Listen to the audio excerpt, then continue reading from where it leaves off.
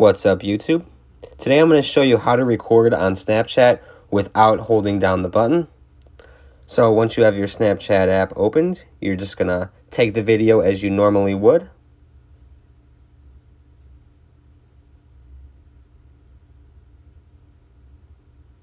And as you're taking the video, you should see the little lock next to the video button. You're just going to slide over to the left to have your thumb over the lock. And then from there, you could just release your thumb.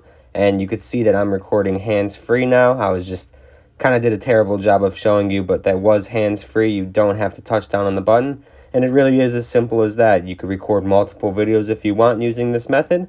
And it's super simple. If you found this tutorial helpful, don't forget to leave a like and subscribe. And if you have any questions or were confused, just leave a comment down below and I will get back to you as soon as possible. And other than that, just thanks so much for the support recently. You guys have really been killing it with smashing that like button and subscribing. We're going up fast.